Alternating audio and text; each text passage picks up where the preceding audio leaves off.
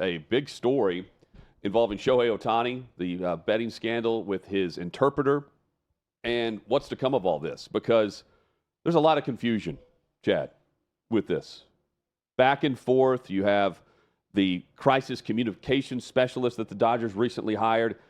Even they were having to recant something that they said about, yes, Shohei did, in fact, wire money to his interpreter $4.5 million for some gambling worth. debts. It has added up $4.5 million. How did he have access to these large sums of money if, in fact, he didn't authorize his interpreter to do that? Mizuhara is his last name.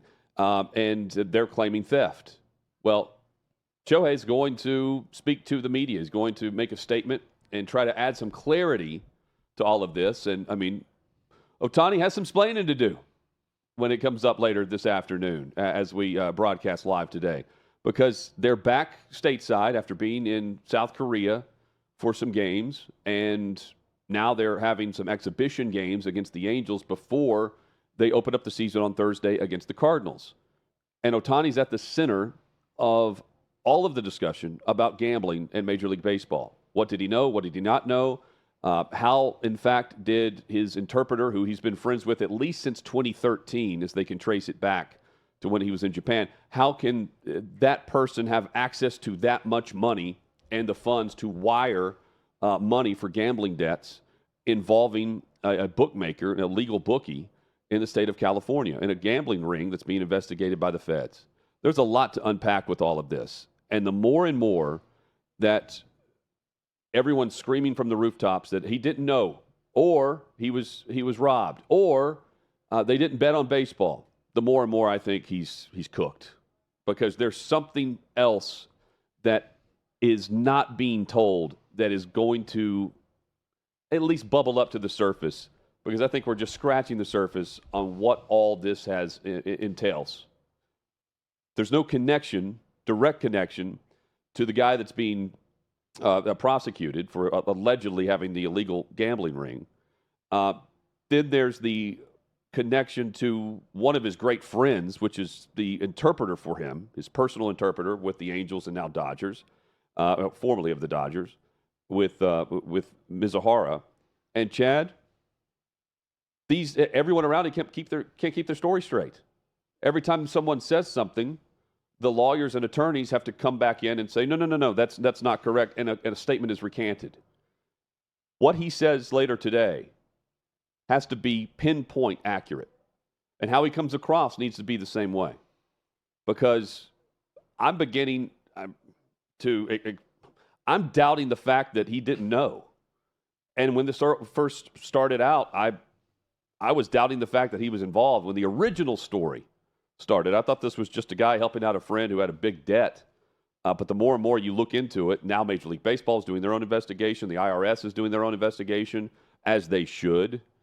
And the federal investigation continues. And they found out, the feds did, about the wire transfer of the money back in January. And the group around Ohtani all of a sudden is claiming theft, when their original story, at least from the interpreter, was, yeah, he was just helping me out because he's a good friend, and no, I never bet on baseball. Come on. Are we supposed to believe that? The question is, did Ohtani? Because you even have threads now on social media of, and I don't know if they're fans, if they're these burner accounts, whatever, but they're going back and actually playing video of games where Ohtani didn't pitch well or hit well, and these, at least allegedly, massive bets placed on those games, and whether or not there was some involvement with Mizuhara in those. Again, all claims, nothing proven, but it's not like whatever he says today is just going to end the discussion, because instead of confusion, I have suspicion. And so far, everything in the story has been as clear as mud throughout. Back and forth. He said, here's an official statement. Oh, never mind. We're recanting that official statement. I'm with you, Hutton, in that when the story initially came out, the most believable part of this, where I would excuse Shohei Ohtani, was he's a good guy who helped out a good friend who was here with him from Japan. settle some gambling debt that he had accrued in his time in the States. And all he was doing was settling his debts to help him out because he felt his buddy was in danger or whatever the story may be. And he's naive, right? That was the most believable story to me for Shohei Ohtani. But as this goes on and you get one story and then another, I do start to doubt a little bit more with Ohtani. I'd also like to know exactly what legalities are involved, since sports gambling is not legal in California, that even paying an illegal bookie to settle someone else's debt, did the attorney team for Ohtani understand that, oh, he's actually liable criminally for this, even if he is just being a good guy and paying his buddy's debt off? So then they come up with this elaborate cover story that somehow he stole his banking information and wired the money on his own, separate of Ohtani, and he's guilty of another crime. Is Ippei Mizuhara a fall guy in this? Is he taking on more blame than even he deserves for all this? And now claiming, yeah, I'll follow along and say that I stole banking information and wired that money without his knowledge, even though I knew he knew. Or the worst possible outcome for Major League Baseball, did he know all along, and was he complicit in some illegal gambling that was going on around Major League Baseball? It's a crazy story to me. And the idea that a Japanese-speaking man speaking to an English-speaking American audience without taking a single question is going to clear everything up, to me, is laughable.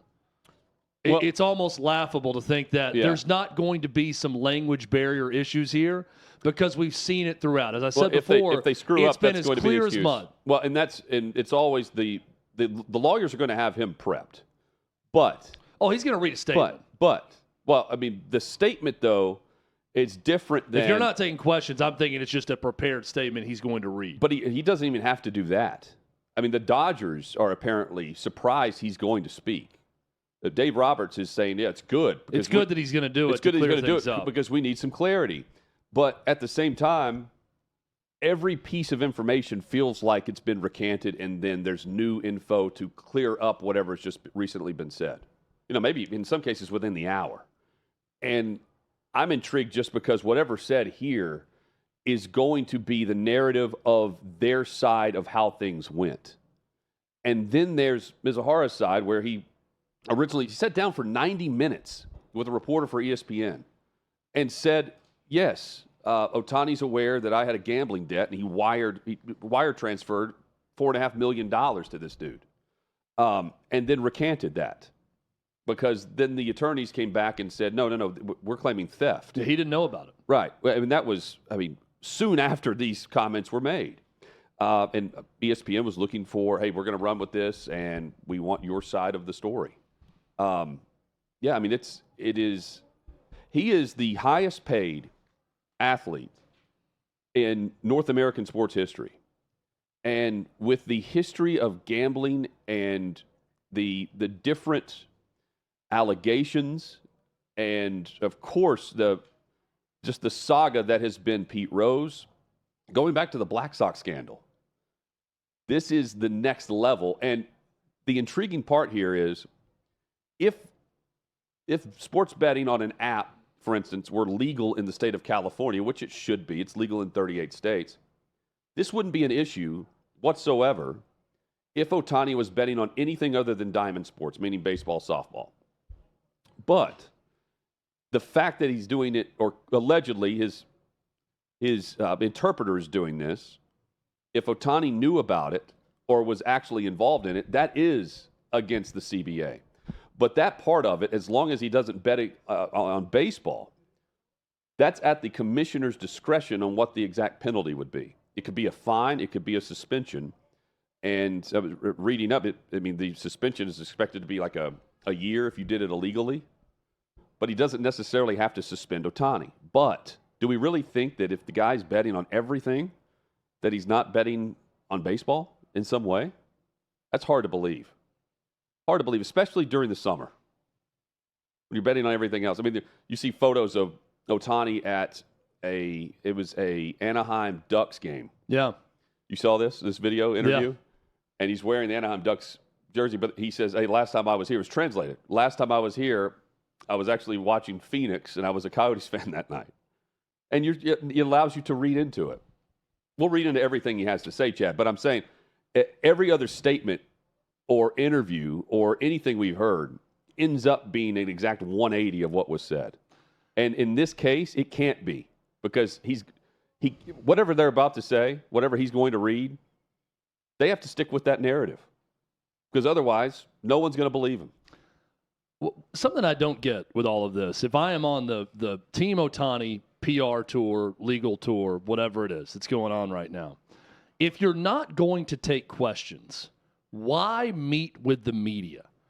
It's the same thing to just read to a camera and deliver your statement. You could be reading a teleprompter, you can have it pre-produced, then you can put it out on social media and the Dodgers can post it.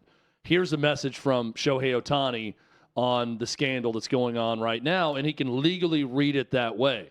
I guess there's something more to it when you can meet, not really face-to-face because you're going to be looking down reading something the whole time, I'm guessing, but when you're there in front of the media. But if you're not going to then take questions, I don't understand the desire to have to meet with the media when you could just release a statement. It could be written. You could speak into a camera. There are a lot of different ways to do this in 2024 as opposed to holding a press conference to give a prepared statement without taking questions. I don't know why you have to do it that way. Well, if you're just going to say something without taking follow-up questions. I don't know. Because it's going to lead to a bunch of reporters shouting questions afterward, and him saying, I'm out of here, see you. And they were trying to do that in South Korea, but he wouldn't do that. They had someone around his locker, the whole time, and that's going to be the case moving forward. The other thing, too, is like Mizuhara, the interpreter here, had false information on his bio, like where he went to school, that he worked for the Red Sox. The Red Sox even released a statement saying, we have meticulously looked through our records and we can confirm he did not, in fact, ever work for the Boston Red Sox as an interpreter. The whole thing's bizarre. And they connected back in 2013. He brought him with him to the Angels and was bringing him with him to the Dodgers. But the Dodgers have it under his contract where they're in charge of him in some way. And there's no breach of contract. It's very interesting. There's no breach of contract if they were to get rid of him, which is what they've done. But the way Ohtani's contract is, he can get out of his contract based on what some are saying if there are certain management employees that are let go. Very odd. I don't think he's going to want to get out of that contract, but yeah, I mean, that is an odd stipulation. Unless he wants the money now. I'm just saying, like, it's just the whole thing involved with Ohtani, what he means to baseball. Again, the fact that he's getting paid more than any North American athlete in history for sports. We're just getting started here. Plenty to react to on what he says. Hutton, someone who knows something about this, is someone who went to prison for fraud related to sports gambling, and that's Craig Carton. Yeah, and he had this to say on the Craig Carton show about what he's expecting. We've been given, both sides of the coin as to what actually happened here, which is the problem. On one side, the Ohtani camp makes the interpreter available for an interview in which he says, Ohtani is the greatest friend a guy could have. I've put myself in hot water. I can't afford to pay the bookie off. And my best friend who's got the financial means to do it helps me. That's a story we can wrap our arms around, right? And then an hour later, the story is, no. Everything the interpreter just said is a lie. Ohtani had no idea that he was having money siphoned from his account. The problem here is twofold. One, compulsive gamblers are world-class liars. So we know that the interpreter has now lied. We just don't know which story is the lie. Number two, and the problem that Ohtani is going to have is, I don't care how much money you have. How did this guy allegedly have access to wire large sums of money? We know of at least two wires, $500,000 each, from the Ohtani personal bank account to the account of this alleged bookmaker. How does that happen? And you can't play babe in the woods and claim, I had no idea that someone in my circle had access to my financial banking institutions. So it's a problem, and it's a big problem. Now, if we can take all the noise out of it and recognize this, number one, if there's not a single bet on baseball, which for me would be hard to believe, and I'll explain why in just a second, then it's easy peasy. You have the guy for theft or wire fraud, embezzlement, et cetera, if he stole the money from Ohtani, and that's a clear-cut black and white case, we're done with it. If, however, they find, meaning the feds or Major League Baseball, a single wager on a baseball game, now you have a legitimate problem involving the world's biggest star. And let me now backtrack to why it's an issue as to whether or not Ohtani lent him money or not, all right? Because that's the original story, that Ohtani bailed a friend out. As a compulsive gambler, I can tell you that if you're in a financial hole, most compulsive gamblers try to bet themselves out of the hole. If you're going to bet yourself out of the hole, as irrational as this may seem to a non-gambler, you're going to do it on something you know better than anything else. And in this case, from the interpreter standpoint, that would have to be baseball. So I do find it hard to believe that there was never a wager on baseball, but for now, that is the story that everyone's going with. And for baseball's sake, for Ohtani's sake, and to the extent that this interpreter is looking at potential jail time, for his sake as well. And initially he was saying, the interpreter, Mizuhara was saying, yeah, he bailed me out. Now he's saying he's recanting that through. Scratch that. Didn't bail me out. Didn't know anything about it. On the same day wrong. On the same day when this story's out, that they're hanging out in the dugout together. How unlikely Connected at is the hip. it? How just let's Peanut follow butter this. jelly is how they're called, by the way. Yeah, let's follow this logic just for a second, though. How unlikely, I mean, a percentage chance would you put on the fact that a guy who was $4.5 million in gambling debt, sports gambling debt, so closely tied to the sport of baseball throughout his entire career, didn't place a single bet on baseball? No, it's zero. There's close to zero as you can get, that anyone would believe that. And that's why they have to claim theft. That's why. Because if they don't and they dig up that this guy bet on baseball, Ohtani's paying him off. And and especially depending on what the exact bets were that he placed, right, it could get even worse. If they're placing bets on Pete Rose was betting on his own team. Pete Rose was the whole thing, right? I bet on my team to win. I didn't try to throw games. Pete Rose, if this is just going to be, just some glossed over as the interpreter did it, that's exactly what Pete Rose should say. On second, you know what? My interpreter actually made these bets. That's what Pete Rose should say. Look, if Pete Rose threw games because he was, gambling and he was trying to or doing what, then I understand that. But that's where this gets even stickier. Sure. Is even if Ohtani, they say, I didn't know anything, he was doing this and that, the inside information that Ippei Mizuhara would have about the Angels in this case and what they were doing, the comings and goings of the clubhouse, pitching ish, all the things that he would know about. Yep. And it's negative bets around the Angels. And you can line that up with any type of negative performance with Ohtani, whether a coincidence or not. Which is already trying to be done. Is terrible optically. Terrible for Ohtani in Major League Baseball. Well, there's only one solution to it. To prove theft. To prove, yeah, exactly. Or just to have the guy falling on the sword. Right? I mean, that's what we're talking about here. But it's hard for me to believe that given his 90-minute chat with ESPN and with the reporter, and given the fact that they're hanging out in the dugout. And again, the nickname for them is peanut butter and jelly. This dude goes everywhere with Shohei Ohtani. Everywhere. Yeah, they drive even to the while ballpark he's warming together. up in the outfield prior to a game. The dude's there. Yeah, they drive to the ballpark together. They're around each other at all times. I think there's a way for Major League Baseball to get out of this. I just don't know that people that aren't really naive are going to buy it ultimately. Major League Baseball can get out of this. Can Ohtani? No, I'm saying there's a way Ohtani gets out of it too with Major League Baseball. Oh. My point is, even if they somehow take Mizuhara's word for it and Ohtani's, and the authorities say, okay, we can't prove this and that. Maybe he had. If they do all, no one that's not naive is going to believe it. They're not going to believe that he didn't know after admitting that he knew. Unless Mizuhara is going to say that he is also in with other Japanese players that helped him out. That's it. Because he just says, I stole his banking information and wired the money myself. Without his knowledge. Zero chance, though, that this guy at some point hasn't bet on baseball. Absolutely not. But again, even if he bet on baseball, it wouldn't matter if he just says, yeah, I stole his account information. Here's how I did it. I can prove that I stole it. He just goes to jail. He just goes to jail, and then Ohtani's like, yeah, my friend's a dirtbag and a degenerate gambler, and I'm a victim in all of this. I just still have a hard time believing that part because the initial statement was he knowingly helped his friend out.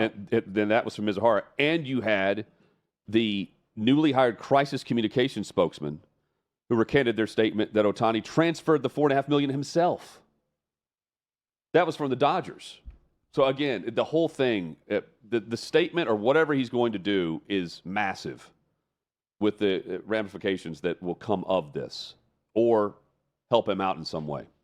Chad, speaking of sports betting, not a good weekend for me in the NCAA tournament. No, not me neither. Not great. But a great tournament. Even though we have seen, for the most part, chalk, we have also seen massive ratings.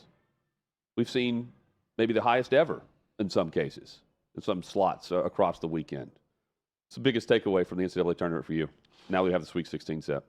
Biggest takeaway for me is that Greg Sankey needs to stop talking about expansion at the cost of automatic qualifiers in the tournament. And my big takeaway is, and I understand that a single elimination tournament isn't the ultimate determination on the quality of a league, but it doesn't change the fact that the SEC tied the Big 12 with the most teams in the NCAA tournament, and they were 3-5 over the first round. And two of those losses were two of the better teams in the conference in Auburn and Kentucky, losing to teams that are automatic qualifiers. So when I see the quote from Greg Sankey talking to ESPN, and I think Greg Sankey's a very smart guy. I think Greg Sankey sometimes says a little too much that he expects everyone to believe that's really just a sales pitch for his own job and his own conference, especially when he says something like this, quote, "We are giving away highly competitive opportunities for automatic qualifiers from smaller leagues. And I think that pressure is going to rise as we have more competitive basketball leagues at the top end because of conference expansion." Of course, he's talking about his conference, the SEC, adding Texas and Oklahoma. He's also, in a way, talking about the Big Ten, adding USC, UCLA, Oregon, Washington. Oregon, by the way, one of the double-digit seeds that beat his precious SEC this week, 11-6, Oregon over South Carolina. Here's the point to Greg Sankey and everyone else. Don't try to fix what is not broken. This past first and second round is the most watched in the history of the NCAA tournament. First and second round was terrific. It was the most watched ever. And you want to mess with it?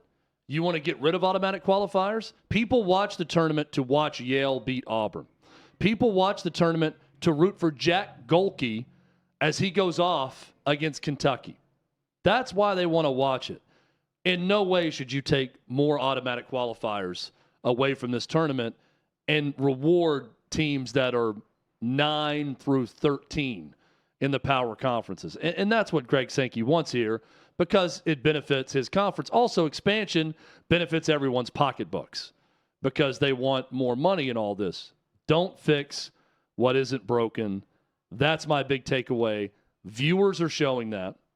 Viewers are showing that they want to watch the tournament, even when there's not gigantic upsets everywhere this past weekend. They want to watch it, Hutton, and why change that with anything right now, including expansion? And we finally got our first buzzer beater of the weekend, too, with Texas A&M. We're trying to force overtime Sunday evening. Yeah, I'm with you. The SEC's been poor. A big F. I don't think it erases that they did a good job this year and it was a good league. I think they ran into some tough matchups or teams that played bad. But, you can go down the list. Mississippi State was a big disappointment against Michigan State in that game. I thought Florida would do better. They were riding a hot hand coming into the tournament. They lose, 102-100 to Colorado in a high-scoring game. Auburn was a gigantic disappointment this past weekend. We've talked about Kentucky and how disappointing that was. And now going into the Sweet 16, the SEC has two teams left, Tennessee and Alabama. And Alabama got a very favorable draw. They took care of business against Charleston, and then they get Grand Canyon as a 12 seed in round 2, and now they're on to the Sweet 16. Man, what a battle that was. What ugly game. I love Charles Barkley just crushed Bryce Drew in Grand Canyon after that game. I don't know if you saw that, Hutton. No, but not he for said, Barkley. I've never seen a worse basketball fouling. being played. No. He said Grand Canyon, he said, show me 5 passes in that second half. He said their entire offense was a dude would bring it down and try to go one-on-one the entire second half. They did nothing And offensively. then they're fouling 40 feet away from the basket. You know, like Yeah. the other part is just putting them on the line. So we get Carolina and Alabama in the Sweet 16. Carolina's look really good as well. Arizona and Clemson, where the story of the ACC's been winning throughout this tournament. Arizona doing the same. You've got the lethal offense for the Wildcats against Clemson having their historic season on offense. That should be a real fun one. In the East Regional, you have UConn and San Diego State. UConn and Purdue, to me, are the big standouts. Just how they've entered the tournament and how they're just beating down opponents. And now comes the big challenges. But here's Purdue against Gonzaga. I'm not sure how the Zags have size, but I don't think they match up very well against Purdue. Purdue gets the winner of Tennessee. People are sleeping on Gonzaga. I love them offensively, and I'm telling you, they got hot late. This stat blew my mind. 9 straight Sweet 16s for Gonzaga. That is remarkable by Mark Few. Let's take a second to acknowledge how awesome that is for that program to have 9 straight Sweet 16s of all the wackiness that happens in the NCAA tournament. To get through the first weekend 9 consecutive times is amazing. Now, I know someone's going to say, well, win a national title. Well, great. Yeah, everyone, obviously Gonzaga would like to do that, like everyone else would too, but they're an incredible program, and they showed it again this weekend. Illinois. Kansas completely fell apart, by the way, though, in that second half. Yeah. Against Gonzaga over the weekend. Zaga, the Zags, the betting favorite going into that game, even though being the lower seed, rightfully so, given Kansas's injury status. UConn, San Diego State. But haven't heard much about the Aztecs. And their Didn't final hear a 14. lot about them last year. And their either. final They went to 14. the Final We Four. heard more about FAU, though, Yeah. And here's San Diego State right back in the Sweet 16. Houston and Duke. Duke's another team that I was sleeping on going into the tournament. They look great. They did. Look fantastic against James Madison.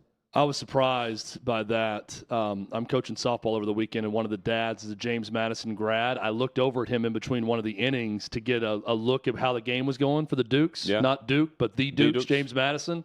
And I just kind of got a head shake at one point looking in that direction and knew it was bad. They were down 22 at halftime. They got completely blown out. Duke looked really good. North Carolina looked really good. 6-0 now for North Carolina against Michigan State in the NCAA tournament. That's good against a great program in Michigan State and Tom Izzo.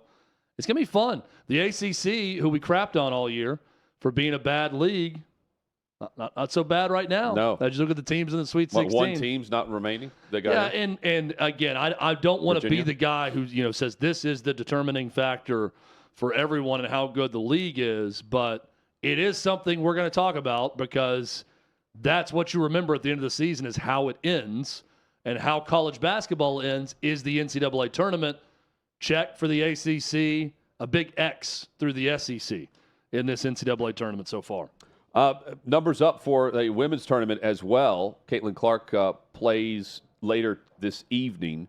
Iowa taking on, I believe, who are they playing? They play West Virginia. West Virginia tonight. Country Roads. To advance to the Sweet 16 with the win. And here's Caitlin Clark after their first win of the tournament discussing the excitement level and how she's been received at the tournament this year and the excitement level for women's basketball overall. I don't know. There's been like a lot of little moments, I think. I think just the crowds at our games, but also just like the people screaming and like wanting our autographs. Like people just scream my name constantly, and I think that's something that really never gets old or something you never take for granted. I think even like when you're out and about, like doing your own things, living your personal life, the people that come up to you and like really support your team and understand the game, I think that's the coolest thing. But I think also just in general, like the excitement around this tournament, like it's super cool. Like people are more excited about the women's side than the men's side, and I think that's obviously something that's really never been the case before, and it's cool to see how it's evolved. Like when I first started this when I was a freshman, like we couldn't even use the March Madness branding, and now to see this, and really it's it's just taken a whole nother level, and I expect it to continue to grow this year, and I think that's the coolest thing for myself. And the growth level has been there for women's hoops overall. We've seen the numbers. And she's right from that angle. She's also playing in Iowa for this first round. Mm-hmm. In Iowa, what she's saying, sure, I'll buy it. For her, sure, I'll buy it. But this is too close to the forest to see the trees for me. You know, in any bar you walk into right now, the women's tournament's not on the TVs. It's the men's tournament. Now, that may be different during the week. Well, today, yeah. Maybe Since they go on Monday week. and Tuesday during the day, they'll have some But, games on. you know, during the weekend, no, that's simply not the case, because we're also seeing viewership numbers up for the men's tournament as well. But from her perspective, I understand where she's coming from, because if you're around Caitlin Clark for the traveling road show that is Iowa women's hoops, yeah, I could see that. But as far as talk or buzz about any other thing in women's hoops, no.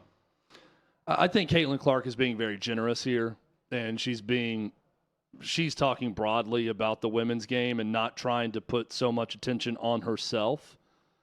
But Hutton's spot on right. Caitlin Clark is the biggest star of March. There's not one player in the men's tournament that's as big of a star as Caitlin Clark is right now in this moment. So from that perspective, people are talking more about her and interest in her right now in March, but I don't know many people that are filling out a women's basketball NCAA tournament bracket. And everyone I know filled out a men's tournament bracket. Right. And I just read you the statistics from this past week that it's the most watched first and second round men's tournament in NCAA history, which far exceeds that of the women's tournament from a viewership standpoint. I'm not saying this to crap on women's basketball right now, because it is having a moment, and she has helped tremendously, and the interest in the tournament is way up. Interest in her is astronomically high right now. But Caitlin Clark, who seems like a very good person to me, is being overly generous, saying that the women's tournament has more interest right now than the men's tournament. I just don't see that as the case. Yeah, I think she's got caught up in the hype, and again, because she's living it. Yeah. Of anywhere that they go, it's going to be that buzz, and it'll be that way this evening as they take on West Virginia with a chance to advance. And seeing the world through her lens right now, sure. Yeah. I mean, I could see that and saying, man, the women's tournament, there's more interest in this than anything with the men's. And I'm sure everyone around her is talking about the women's tournament. Yeah, and there's not... It makes sense. There's not that gigantic of a star left in the men's tournament. I mean, there's a gigantic human being in Zach Edey, the reigning National Player of the Year, but Zach Edey is not Caitlin Clark from a celebrity standpoint or star standpoint. So, yeah, she is the biggest star left in March, men's or women's tournament, but people are paying more attention to the men's tournament. Also paying attention to Kim Mulkey, head coach at LSU, who went on a 4-minute tirade prior to their first-round matchup for the LSU Tigers. And it was about journalism and what is, I guess, supposed to be a released Washington Post story about Mulkey, where the reporter is calling around and asking for comment from former players, some disgruntled former players, others that were not so disgruntled, and called Kim Mulkey about this. And what is a reporter who she has a history with? And what's a story that I'm guessing, well, if you're blasting a reporter before the news hits, it's probably not going to be favorable to the one blasting the reporter. Here's Kim Mulkey. This reporter has been working on a story about me for 2 years. After 2 years of trying to get me to sit with him for an interview, he contacts LSU on Tuesday as we were getting ready for the first round game of this tournament with more than a dozen questions, demanding a response by Thursday, right before we're scheduled to tip off. Are you kidding me? This was a ridiculous deadline that LSU and I could not possibly meet, and the reporter knew it. It was just an attempt to prevent me from commenting and an attempt to distract us from this tournament. It ain't gonna work, buddy. Unfortunately, this is part of a pattern that goes back years. I told this reporter 2 years ago that I didn't appreciate the hit job he wrote on Brian Kelly. And that's why I wasn't going to do an interview with him. After that, the reporter called 2 former college coaches of mine and left multiple messages that he was with me in Baton Rouge to get them to call him back. Trying to trick these coaches into believing that I was working with the Washington Post on a story. When my former coaches spoke to him and found out that I wasn't talking with the reporter, they were just distraught. And they felt completely misled. Former players have told me that the Washington Post has contacted them and offered to let them be anonymous in a story if they'll say negative things about me. The Washington Post has called former disgruntled players to get negative quotes to include in their story. They're ignoring the 40-plus years of positive stories that people or they have heard from people about me.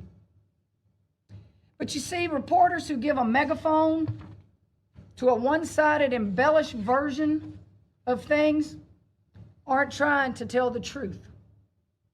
They're trying to sell newspapers and feed the click machine. This is exactly why people don't trust journalists and the media anymore. It's these kinds of sleazy tactics and hatchet jobs that people are just tired of. I'm fed up, and I'm not going to let the Washington Post attack this university, this awesome team of young women I have, or me without a fight. I've hired the best defamation law firm in the country, and I will sue the Washington Post if they publish a false story about me. Not many people are in a position to hold these kind of journalists accountable, but I am, and I'll do it. That's all I'm going to say about this right now. And now I'm going to get back to talking about my basketball team and winning this game tomorrow. There's Kim Mulkey, and she clearly knows what this story is about. I'll say hatchet job. Let's read it first. Let's see what Kent Babb has before just buying into whatever Kim Mulkey is saying, because this has been going on for at least 2 years. She's admitted that when she first starts this statement. And if this is a reporter that's been trying to get her to sit down for 2 years, I think she has a pretty good idea about what the story is going to be about. And so now she's threatening legal action. And the Washington Post, say what you want to say about them. I'll allow them to make the determination on the sourcing that's behind Babb's story and see what this story is before I start blasting reporting like she's doing here. So let's see the reporting. Let's see what they have on Kim Mulkey, which apparently can't be that great. It's going back 2 years. It's prior to her getting into LSU. And then let's make a determination on whether or not this is a hit piece. First off, she is hilarious. I could sit and watch this woman read the phone book, and it's just funny to watch. I mean, she starts like kind of a school marm disciplining you with her hand as she starts to go down, and then just says, I've hired the best defamation law firm out there, and I'm going to go all in on the Washington Post for this fake news that's about to come out. She did everything short of saying fake news, but saying this is why no one trusts the media is because of what they're trying to do to me. Hutton, she absolutely knows what the story is. She absolutely knows what they're about to print because they have contacted her for comment on whatever the hell people are saying about her. I don't know what it is. I don't know what the motivation behind it is. Is it because she likes Donald Trump? I don't know Well, what I want she to see thinks. what they're saying. Yeah, I don't know what she thinks the motivation is for a hit piece on her. I don't know that she's the most famous person to want to get a hit piece going against unless there's something else out there that we don't know about. I'm fascinated to see the story. I hope the Washington Post publishes it so we can make the determination on what it is and how bad it makes her. I don't know any of the stuff that they're claiming in this because we haven't read the story yet. And Kim Mulkey didn't say. But I'm here for the entertainment. Well, she's not going to say because she's going to let them, after the threat, see if they're going to maybe bury themselves because she's got the best defamation law firm in America that's going to go after the Washington Post. I mean, if they have people on the record saying things, I mean, that's reporting. Yeah. I'll say that to Kim Mulkey. And if it's just people that are like, hey, she did this to me in practice or made me run till I threw up and, okay, we can all determine whether or not that's even a big deal because you don't report on that and try to get comment on that for 2 years. Right. You can go and find disgruntled players anywhere for any coach, right? That could say bad things about the coach because they had a bad experience with the coach. But it's got to be more than just that they're reporting on. And this little tease by her, putting it out there in the press conference, has me even more on the edge of my seat wanting to know what the story is and what they have on her. Yep. And exactly, and the details of what people are saying. But I want more press conferences like this, too. This was SNL parody level good. I mean, if people cared enough, you could have an SNL cold open with someone doing this press conference. Yeah, did it distract? No, she doubled down and said, no, the sleazy reporter is not going to do anything to distract us. They were actually trailing at halftime in their second-round game against Middle Tennessee State and then ended up winning 83-52, like LSU should have done in that game.